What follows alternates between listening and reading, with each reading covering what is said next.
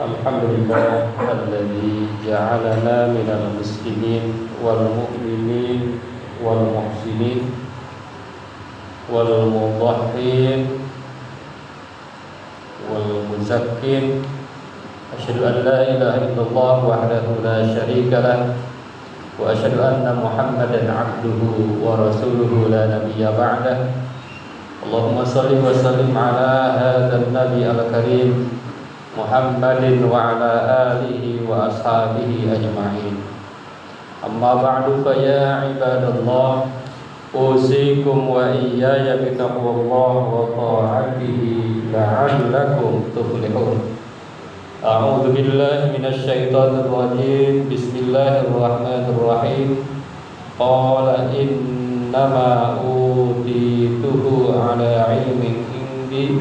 Awalam ya'lam anna Allah qad ahlaka min qablihi minal qurun man huwa ashaddu minhu quwwatan wa aktsara jam'a wa la yus'alu 'an dzunubihimul mujrimun. Shadaqallahul azim. Puji dan syukur kita panjatkan hanya kepada Dzat yang Maha Ghafur, yang telah memberikan nikmat kepada kita semua, terutama nikmat iman, nikmat Islam, dan juga nikmat Allah memberikan hewan sebagai satu kenikmatan. Dan diantara syariatnya adalah kita menyembelih kurban. Hakikatnya itu adalah untuk agar kita mengingat Allah yang telah memberikan kita, yaitu diantara kenikmatan adanya hewan kurban atau hewan-hewan yang bisa dikurbankan. Salawat dan salam mudah-mudahan selalu tercurah kepada manusia yang paling mulia, baginda Nabi besar Muhammad sallallahu alaihi wasallam. Mengawali khutbah ini, khatib ingin mengajak kepada kita semua, marilah kita meningkatkan keimanan dan ketakwaan kita kepada Allah dengan cara marilah kita di hari kurban ini semakin meningkatkan takwa kita kepada Allah, karena Allah tidak melihat kurban kita, tetapi Allah melihat takwa kita. Sebagaimana dulu Qabil dan Habil, kurbannya ada yang diterima, ada yang tidak diterima. Ukurannya adalah bagaimana kurban itu terkait dengan ketakwaannya. Maka Allah juga menyampaikan dalam Al-Quran, la yanalallaha luhumuha wala dima'uha walakin yanaluhut taqwa minkum. Tidak akan mencapai apa yang diharapkan dari Allah dari daging itu kecuali takwanya.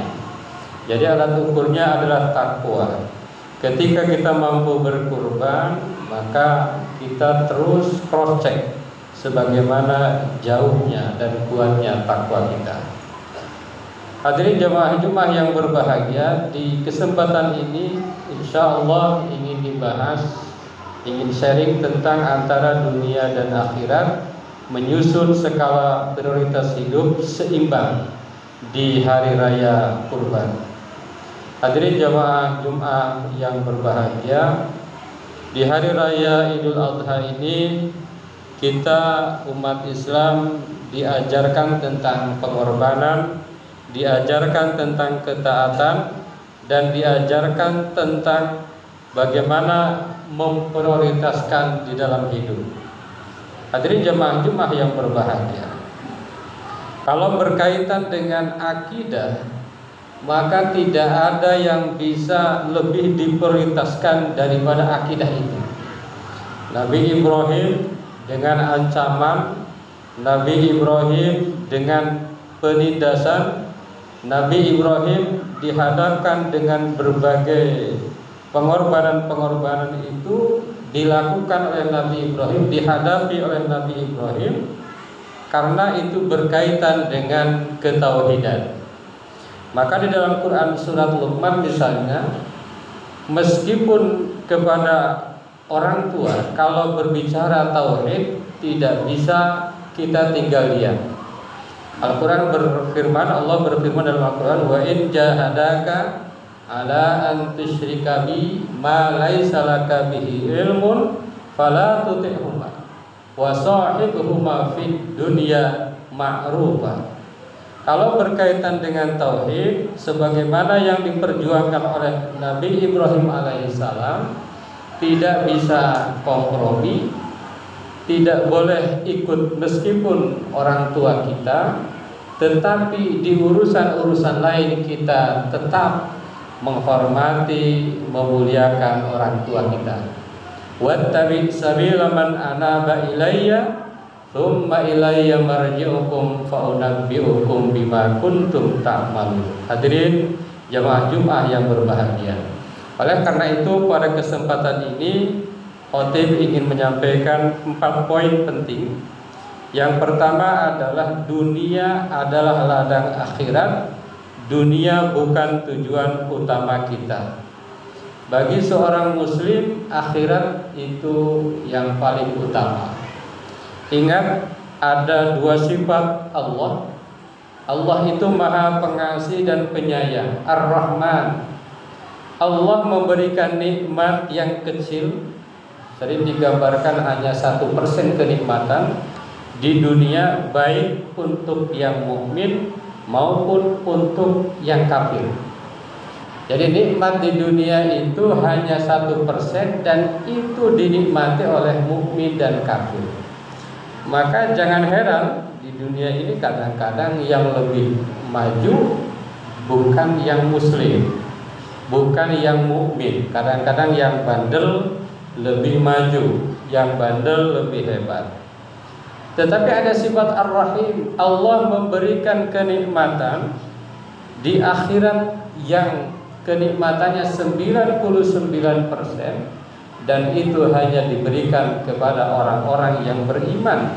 Oleh karena itu orang yang beriman itu dunia itu hanya tempat persinggahan, sementara tujuan akhirnya adalah akhirat. Maka apapun yang dilakukan oleh kita, jangan lupa bahwa itu kita niatkan karena Allah Subhanahu wa ta'ala. Ini pernah diingatkan yang terjadi kepada Qarun, yang tadi ayatnya dibacakan. Ketika Qarun disuruh beramal, ketika Qarun disuruh berzakat dan lain sebagainya, Qarun begitu sombongnya. Kata Qarun, saya ini kaya karena ilmu saya. Saya ini keren karena kemampuan saya, bukan karena yang lain. Maka ini adalah sebuah kesalahan, dan ini adalah salah alamat.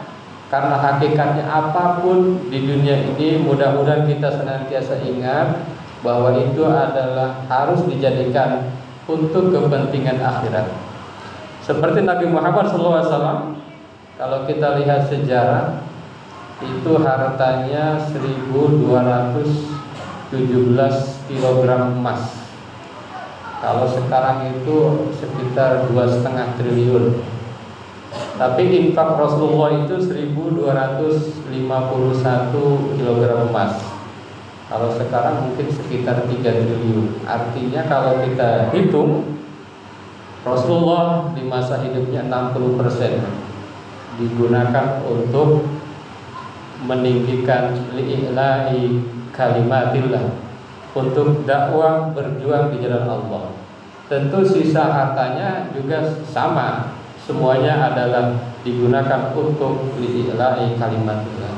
Jadi bagi seorang muslim yang beriman, seorang muslim yang betul-betul imannya kokoh, tujuan yang diniatkan dalam hidupnya adalah akhirat, karena dunia tentu hanya sementara. Hadirin jamaah Jumat yang berbahagia. Yang kedua, kurban adalah simbol menyusun prioritas. Jadi ketika ada prioritas, maka ini kurban ini menunjukkan mana yang harus didahulukan. Artinya apa? Bahwa Nabi Ibrahim menjadikan teladan bagi kita semua bahwa Allah adalah segalanya. Ketika Nabi Ibrahim bermimpi, Falamma balagha ma'ahu sa'ya qala ya bunayya inni ara fil manami anni adhbahuka fanzur madza tara. Qala ya abati if'al ma tu'mar satajiduni insyaallah minas sabirin. Anak disayang oleh beliau, oleh Ibrahim, anak yang dicintai oleh Ibrahim, bahkan ditunggu-tunggu oleh Ibrahim, anaknya pintar, anaknya soleh, anaknya cerdas, anaknya nurut, anaknya tidak pernah membuat kesal orang tua. Tetapi ketika anaknya sudah berusia remaja, anaknya disuruh disembelih. Kenapa Nabi Ibrahim mau melakukan itu?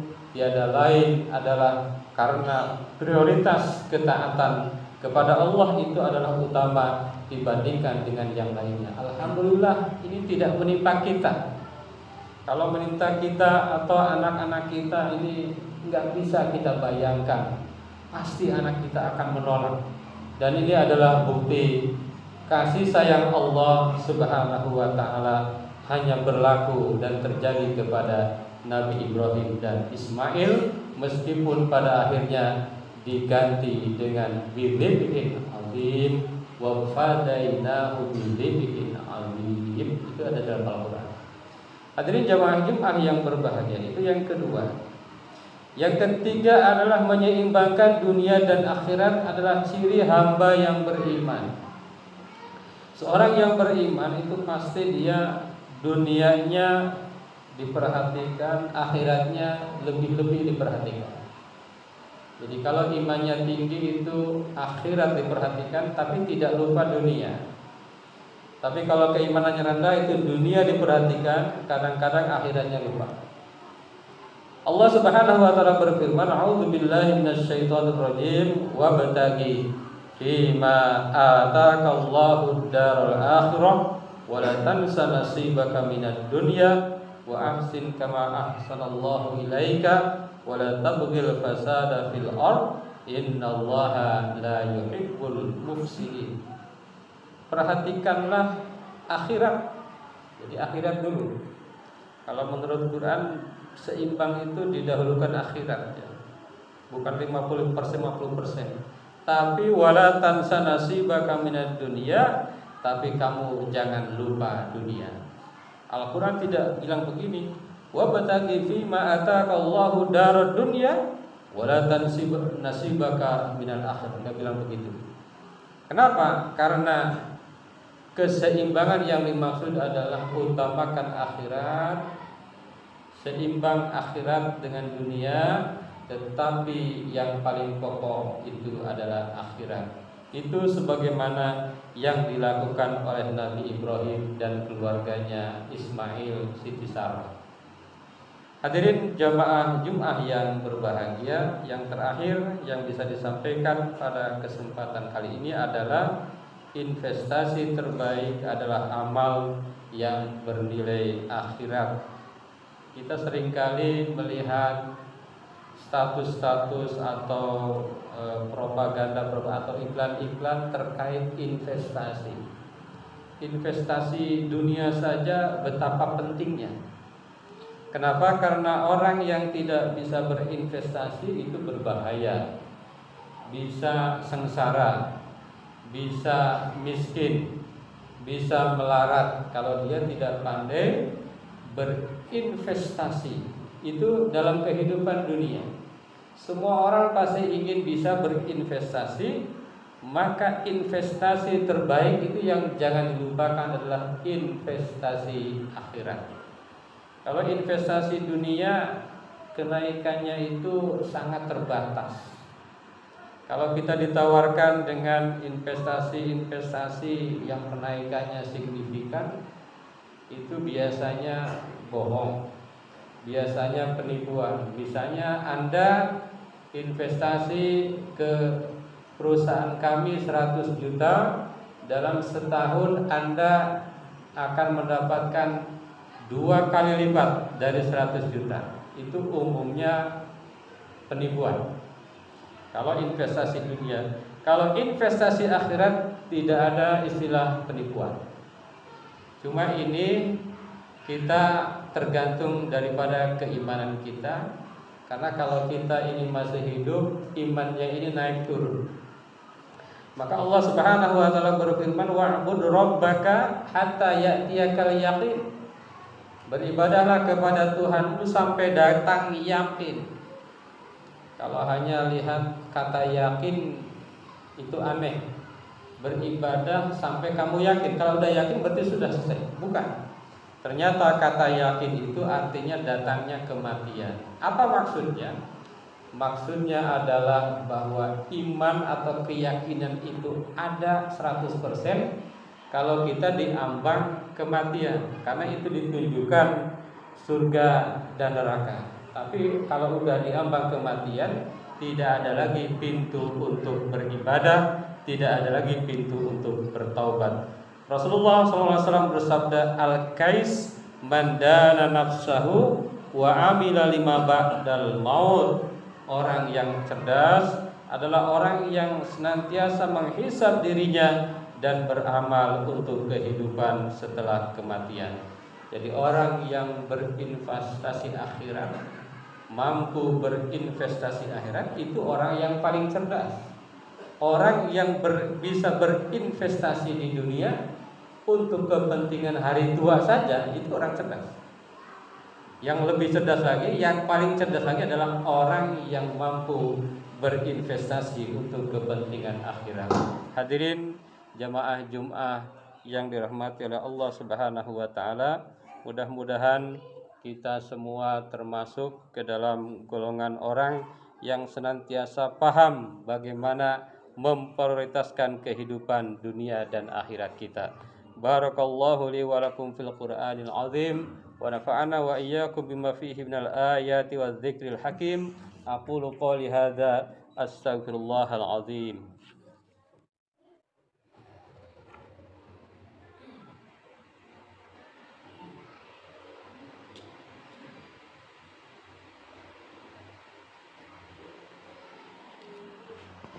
Alhamdulillah alladzi kataba ala nafsihi rahmah wa amarna bimtisali ma'muratihi wa jitinabi manhiyatihi muddatal hayat. Asyhadu an la ilaha illallah wahdahu la syarika lah wa asyhadu anna Muhammadan abduhu wa rasuluhu ila yaumil qiyamah. Allahumma salli wa sallim ala hadzal nabi al-karim Muhammadin wa ala alihi wa ashabihi ajma'in. Amma ba'du fa ya ayyuhan nas ittaqullaha haqqa tuqatih wa'lamu anna Allah ta'ala qad wa'ada man ittaqa bi dukhulil jannah wa tawa'ada liman 'asahu bi dukhuli jahannam ma'wa. Inna Allah wa malaikatahu yusalluna 'alan nabi ya ayyuhalladzina amanu sallu 'alaihi wa sallimu taslima. Warḍallahu ma'an jami'i sahabati wal qarabati Rasulillahi ajma'in. Amin ya Allah ya rabbal alamin. Allahumma ighfir lil mu'minina wal mu'minat wal muslimina wal muslimat al ahya'i minhum wal amwat. Allahumma aslih dhata bainihim waj'al fi qulubihimul iman wal hikmah wa wazihhum ala ahdika alladhi ahadta ilaihim waj'alna minhum wa atina bi nuratil islam bi hidayatika wa rahmatikal wasi'ah wa taqabbal du'ana innaka antas samiul alim. Ibadallah, innallaha ya'muru bil 'adli wal ihsan wa ita'i dzil qurba wa yanha 'anil fahsya'i wal munkar wal baghi ya'idzukum la'allakum tadhakkarun wastaghfiruhu innahu huwal ghafurur rahim.